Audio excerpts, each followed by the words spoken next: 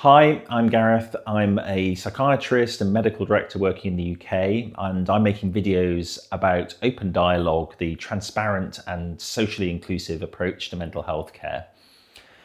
In the last few videos, I've talked in fairly abstract terms about what open dialogue entails, and talking about our 7 principles. In this video, I want us to get a bit more practical, and I'm going to talk you through what happens in a network meeting. So network meetings are probably one of the biggest changes to the way that we go about delivering care within open dialogue approach. And they are the main vehicle by which we build understanding of somebody's issues and where we plan what needs to happen next within the care. So let's step into an example illustrated with my children's Lego set. We have a person at the centre of concern here, and we're going to call her Ella. And when Ella calls services, she speaks to someone called Fiona. And Fiona has one question that she asks her first of all, which is, who's important to you? And in our example, Ella's going to say it's her partner, Vic. So Fiona asks, could Vic be included as part of a meeting to understand what's going on? And Ella consents. So, hello, Vic.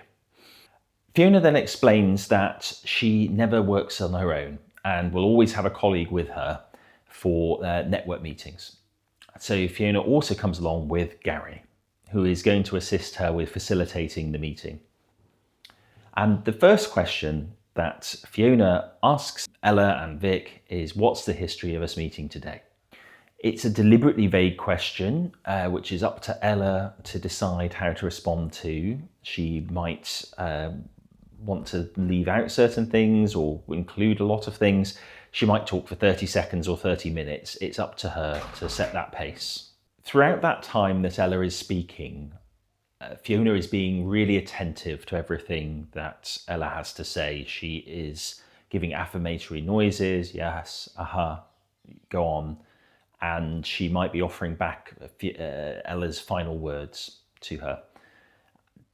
Gary is also paying attention to what Ella has to say, but he is also keeping an eye on Vic.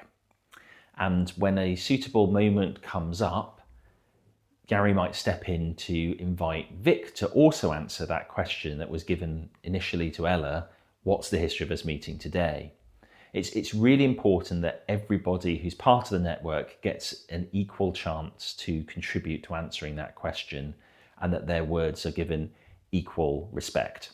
And if during that dialogue a conversation breaks out between Ella and Vic, that's great.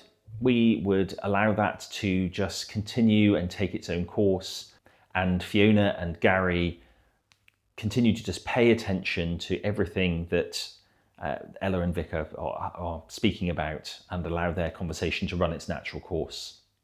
Then, every so often, the meeting is paused for a reflection.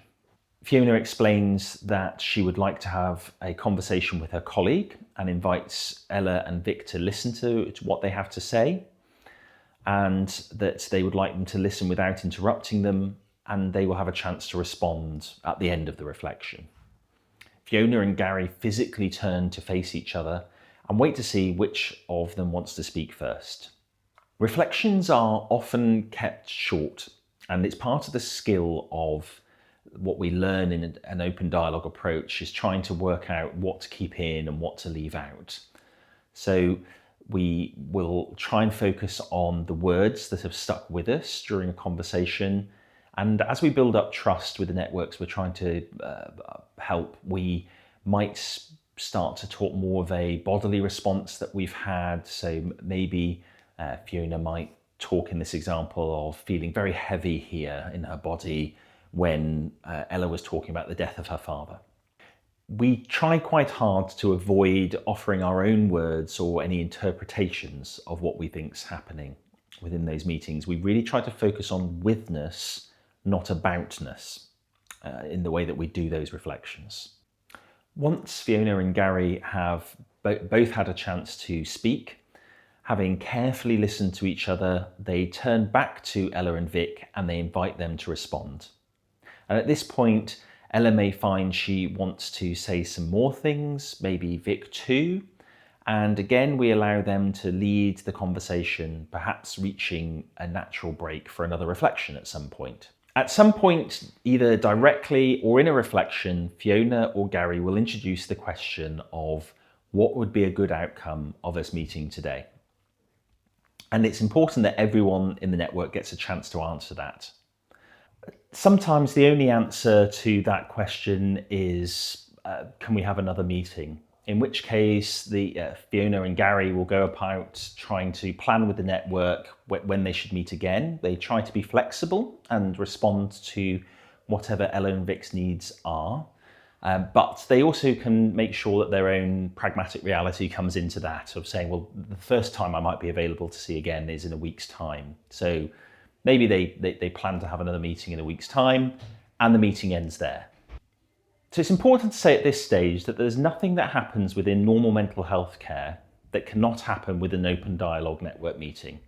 If discussing diagnosis or medication is helpful, that can happen there.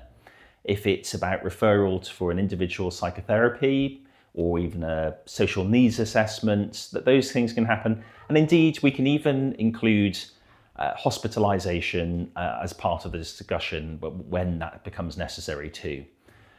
The whole point of a network meeting is to be transparent in the conversations about trying to get to the point where those things are considered and decided upon. The key is that the network members largely set the pace and decide what's included in making those decisions about what would come next. So in summary, these network meetings form the main vehicle by which we understand somebody's issues and plan their next steps of care and facilitate new dialogues within a network to understand the issues. And that's what happens in a network meeting. Next time, I'm going to return with a video of why I think this works so well. So if you're finding these videos helpful, please do subscribe to the channel, give me a like, and I hope to see you here next time. Thank you.